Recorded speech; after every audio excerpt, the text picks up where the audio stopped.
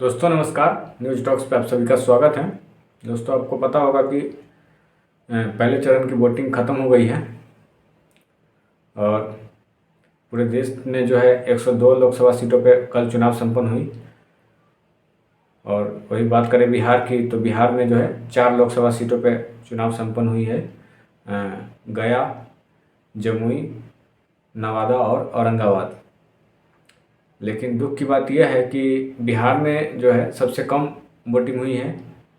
आपको बता दें कि पूरे देश में अगर वोटिंग परसेंटेज देखा जाए तो 60.03% वोटिंग हुई है। वही अगर बिहार की बात करें तो सिर्फ 48.35% वोटिंग हुई है, मतलब 48% ही वोट पड़ा है बिहार में। समझ लीजिए कि अगर आधे से ज़्यादा लोग जो है वो वोट देने आए ही नहीं। इसका जो है मतलब यही है कि जनता जो है एकदम नाराज़ है। आपको बता दें कि औरंगाबाद में एक ऐसे गांव है जो पूरा का पूरा गांव है, लगभग 1000 से ज़्यादा की आबादी है। 1000 से ज़्यादा जो मतलब वहाँ पे लोग वोट करने वाले हैं वोटर लिस्ट के हिसाब से। लेकिन वो लोग पूरे गांव के लोग जो है वोट को बहिष्कार कर दिया। उन्होंने बोला कि हम वोट नहीं देंगे। यहाँ तक डीएम एसपी आए समझाने के लिए, फिर भी उन लोगों ने नहीं माना और वोट नहीं दिया, सिर्फ इसलिए कि उसके गांव में विकास नहीं हुआ है। क्योंकि कई कई सारे उन्होंने मुद्दे गिनाए कि हमारे गांव में सड़कें ठीक नहीं है, श्मशान बना के स्थिति ठीक नहीं है। बहुत सारा उन्होंने मुद्दा गिनाए। उन्हें आश्वासन भी दिया गया डीएम एसपी की तरफ से कि 15 दिन के बाद आपके सारे काम हो जाएंगे, लेकिन उन लोग मानने को तैयार नहीं हुए और उन लोगों ने वोट का बहिष्कार किया। उन लोगों ने बोला कि जब 15 साल में जो काम नहीं हुए हैं वो 15 दिन में कैसे हो सकता है, ये सिर्फ बरगलाने की बात है। हम लोग नहीं, जब तक हमारा विकास नहीं होगा हमारे गांव का, तब तक हम वोट नहीं देंगे, चाहे वो विधानसभा हो चाहे लोकसभा हो। जब तक विकास नहीं तब तक वोट नहीं। वो तो एक पूरा गांव जो है एक साथ आए तब जाके ऐसा मतलब उन लोगों ने डिसीजन लिया। लेकिन बहुत ऐसे जगह है जहाँ पे ऐसे नहीं होते हैं, सारे लोग एक साथ नहीं आते हैं और मजबूरी में लोग वोट देते हैं। विकास हो ना हो फिर भी लोग वोट करते रहते हैं। लेकिन ये है कि जनता में तो नाराज़गी ज़रूर है। इससे देखने को मिल रहा है कि जो इसे 100 लोग में से 52 लोग वोट ही नहीं किया, सिर्फ 48 लोग वोट किए हैं। ये बहुत दुख की बात है, क्योंकि जो है डेमोक्रेसी में जो है लोकतंत्र में सबको वोट देने का अधिकार है। 100 लोग में 100 लोग वोट करना चाहिए, नहीं तो कायदे से। अगर नहीं भी है तो कम से कम 60-70% वोटिंग तो होना ही चाहिए। पूरे देश में जो है 60% वोटिंग हुई है, जबकि जो है बिहार में सिर्फ 48% वोटिंग हुई है।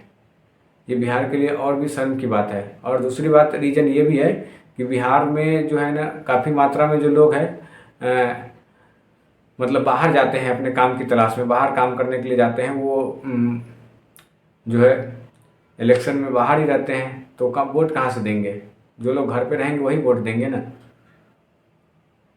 तो इसके वजह से भी वो वोटिंग परसेंटेज बिहार में कम होती है। जबकि पिछले साल के कंपेयर में भी अगर देखा जाए, पिछले साल जब 2019 में वोटिंग हुई थी तो इन चारों जगह पे गया, नवादा और औरंगाबाद में जो है औरंगाबाद और जमुई में जो है लगभग 54% वोटिंग हुई थी। जबकि इस बार जो है सिर्फ 48% वोटिंग हुई है। और उसमें भी अगर अलग अलग जगहों की बात की जाए तो आपको सबसे ज़्यादा जो है गया में वोटिंग हुई है 52%, और आपको जमुई में 50% वोटिंग हुई है, औरंगाबाद में 50% वोटिंग हुई है, और नवादा की बात करें तो नवादा में सिर्फ 41 दशमलव जो है 15% वोटिंग हुई है। तो जो है नवादा के लिए तो और शर्म की बात है कि समझिए 41% वोटिंग हुई है। 100 में से 49 लोग जो है 100 में से जो है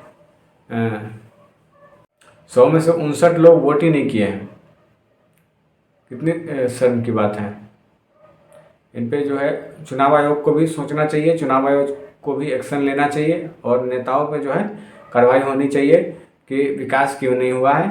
सिर्फ जीत के चले जाते हैं, दिल्ली में अपना परिवार के साथ सेटल हो जाते हैं और जनता यहाँ मर रहा होता है बिहार में, कोई देखने के लिए नहीं होता है। तो इस पे जो है चुनाव आयोग को जो है संज्ञान लेना चाहिए कि इतना कम पर वोटिंग प्रतिशत होने का क्या क्या रीज़न है, क्या क्या रीज़न है, वो उसको कैसे फुलफिल किया जा सकता है, उसको कैसे पूरा किया जा सकता है। तो इसमें सरकार और चुनाव आयोग दोनों को सोचना चाहिए। और वही जो है बात करें, पूरे देश में 102 लोकसभा सीटों पे चुनाव हुई थी कल, जिसमें जो है एनडीए का जो है इसमें काफ़ी मतलब नुकसान बताया जा रहा है कि एनडीए का भी काफ़ी मतलब कम सीटों पे मतलब जीतने की उम्मीद है, जबकि महागठबंधन जो है इंडिया गठबंधन है उसे लगभग एनडीए को जो है 35 से 40 सीट जीतने की उम्मीद है। तो वही जो है इंडिया गठबंधन की बात करें तो 45 से 50 सीटें जो है जीतने की उम्मीद लगाई जा रही है। तो इंडिया गठबंधन का जो है कंडीशन इसमें अच्छा दिख रहा है। अब आगे के अभी 6 चरण के चुनाव बाकी है, उसमें क्या कंडीशन होता है देखना होगा।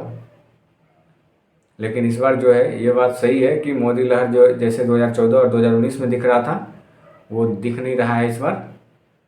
और कहा तो नहीं जा सकता कि क्या होगा, लेकिन जैसे वोट से पहले लग रहा था कि एक तरफा है कि फिर से एक बार मोदी सरकार बीजेपी की सरकार बनने वाली है और वो बहुत अच्छा सीट मतलब आ जाएगा बीजेपी का, वैसा कुछ दिख नहीं रहा है। मोदी लहर उतना कायम नहीं दिख रहा है।